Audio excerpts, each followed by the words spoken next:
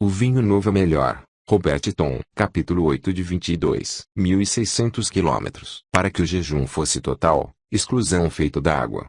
Assim, à hora de cada refeição, em lugar de comer, eu orava, usualmente em algum lugar reservado onde pudesse concentrar-me em Jesus. No quinto dia senti que chegara o momento de partir para minha viagem. Eu tinha apenas uns trocados no bolso, mas me sentia confiante em que o Senhor me abriria um caminho. Despedi-me de minha família e arranquei para a viagem de 1.600 quilômetros. Consegui uma carona até o aeroporto de Schwarzkopf, com o palpite de que talvez arranjasse uma carona num avião. Era fácil para os membros das Forças Armadas conseguir carona em quase qualquer coisa naqueles dias. Quando falei ao oficial de serviço que eu queria, ele deu uma olhadela no uniforme da Marinha e perguntou: "Aonde vai, capitão?" "Senhor, de carona. A viagem toda?" "Sim, senhor. Temos um avião que parte dentro de 1 hora. Assine estes formulários e você conseguiu a carona." "Quanto tenho de pagar?" "Quanto dinheiro você tem?" 80 centavos. Ele sorriu. "Planeja voltar?" "Sim, senhor." "Muito bem. Se a viagem de ida e volta custa 80 centavos, então, só ida custa 40 centavos. Ele carimbou meus papéis, destacou a minha cópia e a entregou. E agradeci-lhe, fiz-lhe continência e me dirigi ao hangar onde o avião estava sendo abastecido.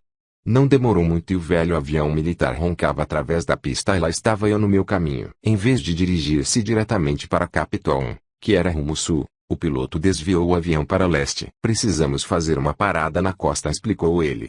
"Ali ficaremos esta noite e amanhã arrumaremos para o sul, indo a East London.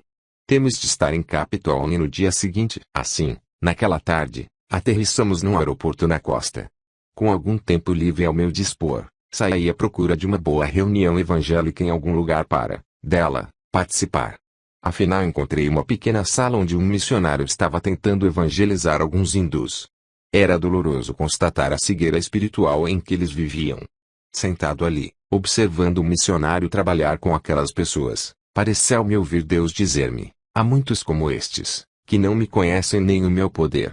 Obedece-me e eu te mostrarei uma porta aberta no ministério." Posteriormente vinha manter agradável conversa com o missionário, quando ele soube que eu estava viajando com destino a Capitol, ofereceu-me um quarto para passar a noite, o que eu, agradecido, aceitei. Na manhã seguinte eu estava, de novo, no avião, rumo à costa, com destino a East London. "Vamos enfrentar um tempo borrascoso", advertiu o piloto.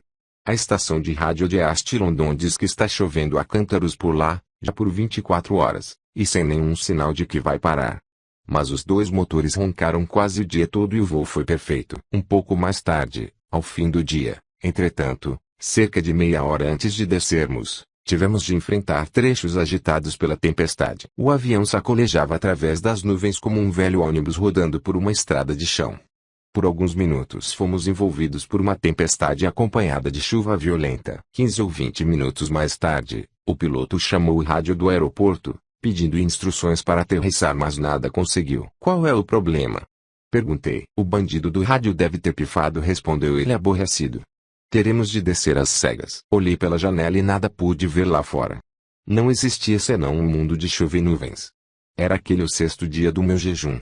"Senhor", orei em silêncio, "não me deixarei perturbar. Minha vida está em tuas mãos." Em poucos minutos rompemos um teto muito baixo e, através de uma chuva incessante, entrevimos os delineamentos de uma cidade lá embaixo. O piloto voou em círculos cuidadosamente, 2 ou 3 vezes, tentando localizar o aeroporto. "Achei-o", disse ele de repente. "Segure seu chapéu, lá vamos nós." Durante a descida me conservei louvando o Senhor. Dentro de minutos estávamos taxiando para fora da pista, sãos e salvos. "Por que não tenta conseguir uma carona para Capitol por alguma outra forma?" sugeriu o piloto. "Tenho um palpite de que nossa parada temporária aqui vai ser longa. A previsão do tempo não promete senão chuva, chuva e chuva nos próximos dias. Nunca poderemos levantar voo com um tempo desses." "Sublinhado, muito bem, obrigado", respondi. "Vou ver o que posso fazer." O aeroporto estava situado nos arredores de London. Estava ficando tarde e eu precisava arranjar um lugar para dormir, por isso fui de carona até a zona residencial da cidade. Quando desci do carro ainda estava chovendo, por isso me coloquei depressa ao abrigo da entrada de uma pequena loja de modo a não me molhar, e orei pedindo orientação. Ao orar senti minha atenção atraída por uma pequena casa um pouco mais adiante na rua. Disparando pela rua através da chuva que me cegava, fui direto àquela casa e bati na porta. Uma mulher de rosto bondoso atendeu. Tenha a bondade de entrar. O senhor vai ficar encharcado. Obrigado, senhora, respondi entrando. A senhora é muito bondosa. E quem será o senhor? Perguntou ela curiosa. Robertson, senhora. Estou viajando de Pretória a Capitão. E o senhor é da Marinha? Sim, mas estou de licença. Mas, o que foi que o fez vir à minha casa? Bem, eu acho que fui trazido aqui. Como a senhora pode ver, sou um filho de Deus. O senhor é? O senhor é um cristão renascido? Sim, senhora. Bem, então, permita-me oferecer-lhe algum mantimento. O que o senhor gostaria de comer? A senhora não se ofenderá se eu recusar? Eu, hoje, não estou comendo, não? O que gostaria, então, de beber? Apenas um copo de água fria. Está jejuando? Sim. É surpreendente que o senhor tenha vindo à minha porta, replicou ela. Tenho jejuado muitas e muitas vezes. Certa ocasião jejuei durante 45 dias. Já vi grandes resultados a orações através do jejum. De fato, quando meu marido ficou desgostoso e deixou o ministério, eu orei por sua volta ao ministério e o fiz jejuando. Seu esposo é ministro? Perguntei, surpreso. Oh, sim, disse ela. Ele é o pastor da Igreja do Evangelho Completo aqui em East London. Na verdade, teremos culto hoje à noite. Gostaria de vir conosco? Claro que sim, senhora Stevens. Desculpe, eu me distraí. O senhor disse que queria água fria? Sim, senhora. Não, disse ela com bondade. Quando o senhor jejuar, deve beber água morna. Realmente? Sim, ela ajudará o senhor a manter-se aquecido e eliminará, mais rapidamente, os venenos de seu corpo. O senhor não terá metade das dores de cabeça que acometem algumas pessoas quando jejuam. Eu nunca soube disso. É verdade. Esquentarei uma xícara para o senhor. A propósito, o senhor pode ficar conosco esta noite. Ela encheu a chaleira e a colocou no fogão. Agora, me diga, continuou ela, o que o levou a seguir o senhor. Contei-lhe, então, minha experiência. Falei-lhe acerca dos meus dias de orfanato, bem como do meu problema com a bebida e de como o senhor me libertou e me batizou no Espírito. Ela ouviu de interesse. Que testemunho maravilhoso, exclamou. O senhor devia contar essa história em nossa igreja. Com efeito, quando o marido chegou a casa 1 hora depois, ela lhe contou tudo acerca do meu testemunho e ele concordou em que eu pregasse. Na manhã seguinte acordei cedo. Ainda estava chovendo. Não me agradava enfrentar aquele mau tempo de novo, mas eu tinha de chegar a Capitão. Havia uma velha Bíblia sobre a pequena mesa junto à minha cama. Pus os pés fora da cama, alcancei a Bíblia e a peguei. Parecia ter sido a Bíblia de uma criança, muitos anos atrás. Na parte interna da primeira capa, encontrei estas palavras rabiscadas em letra infantil: Deus é amor.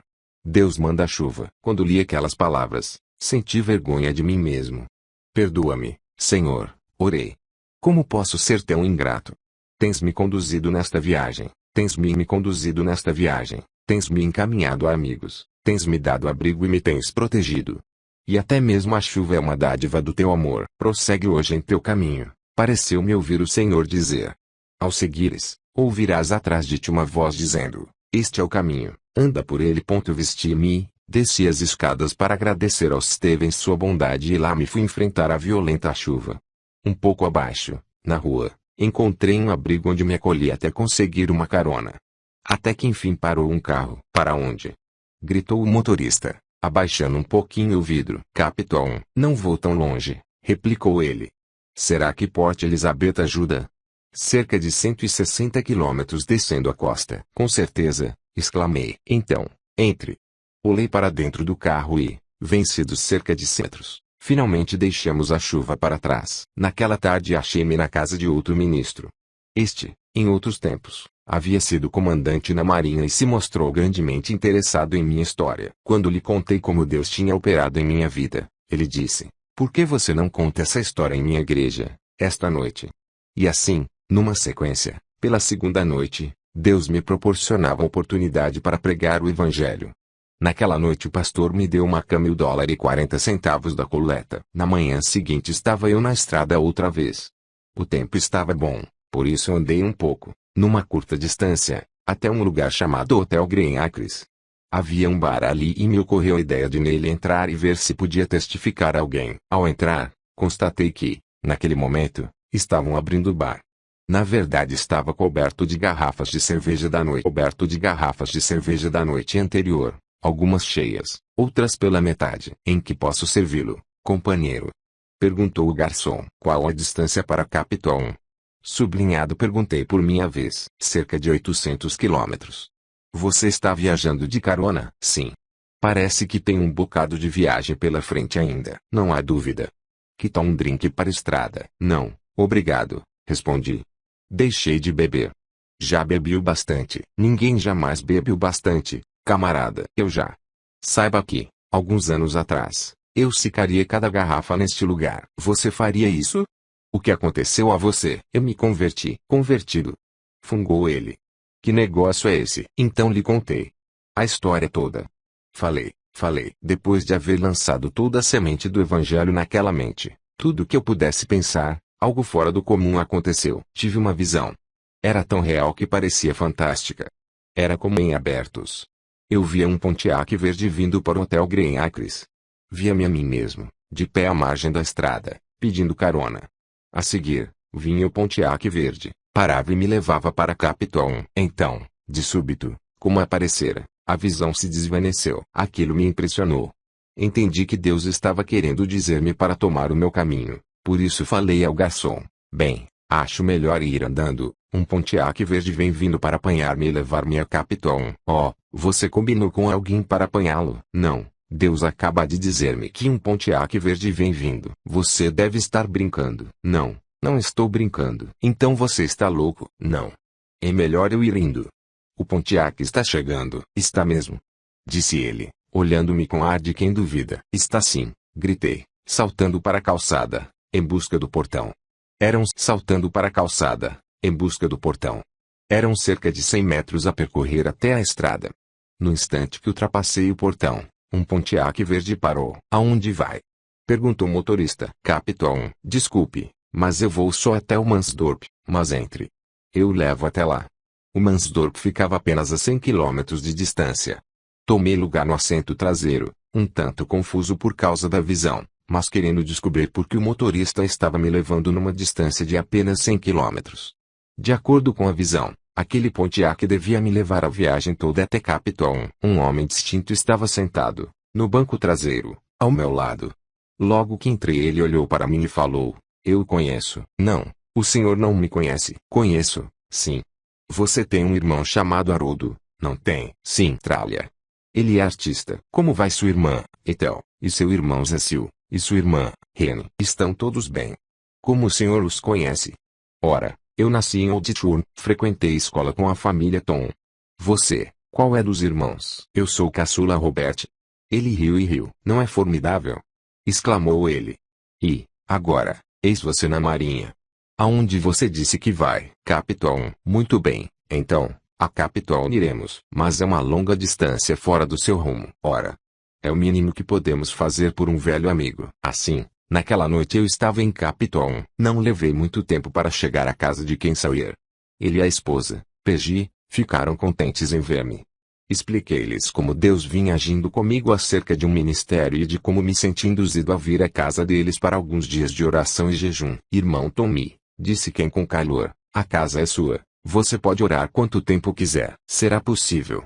Você deve estar faminto depois de viajar o dia inteiro. Falou Peggy. Que posso preparar para você? Apenas um copo de água morna. Oh, você já está começando o seu jejum? Sim, respondi.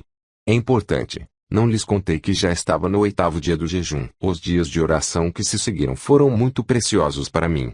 Eu sentia que ia me tornando mais e mais sensível à vontade de Deus. Hora após hora eu as passava de joelhos em louvor e adoração. Eu sentia que era quase como se estivesse em outro mundo. Mas, no 11º dia do meu jejum, comecei a sentir muita fome. Ken e Peggy estavam na sala e eu estava sentado na sala de jantar, lendo um pouco. De repente, fui acometido por terríveis cãibras estomacais. Dobrei-me sobre a mesa e apertei o estômago, esperando que as cãibras passassem em poucos segundos.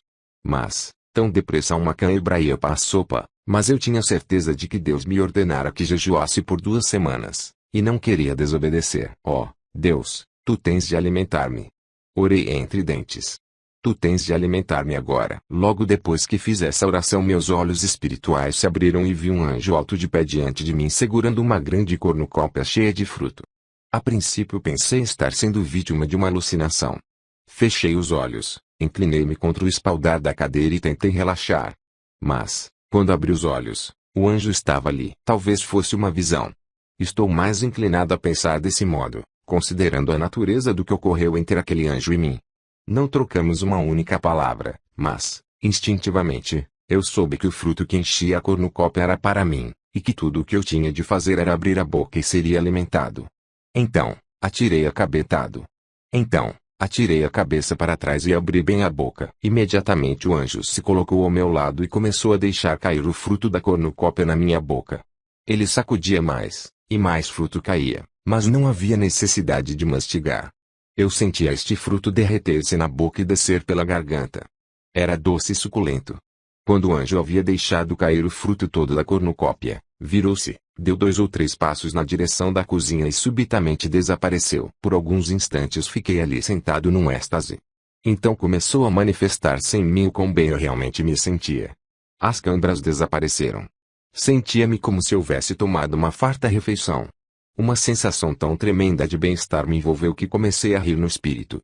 Eu ria tanto que não pude conservar-me sentado. Escorregando da cadeira, pus-me à vontade no chão, debaixo da mesa e ri, a ponto de lágrimas de alegria correrem dos cantos dos olhos e descerem pelas faces. Nessa altura Ken e Peggy tinham ouvido a agitação e estavam na porta da sala de jantar, fitando-me um tanto espantados.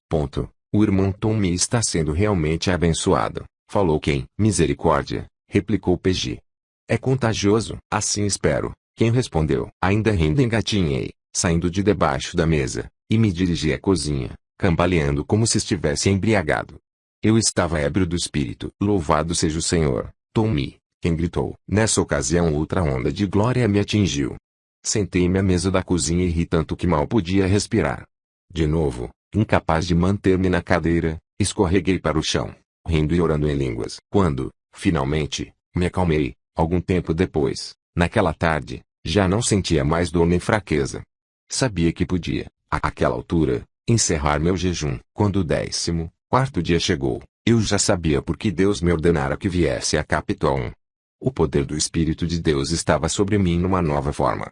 Por meio daquelas repetidas épocas de oração, Deus revelara que estava me chamando para usar-me junto às pessoas necessitadas de CAP, e eu estava pronto para começar a trabalhar nesse ministério. Amado Deus, disse eu, se podes usar este marinheiro, então sou teu pelo resto da vida. Final do capítulo 8 de 22. O vinho novo é melhor.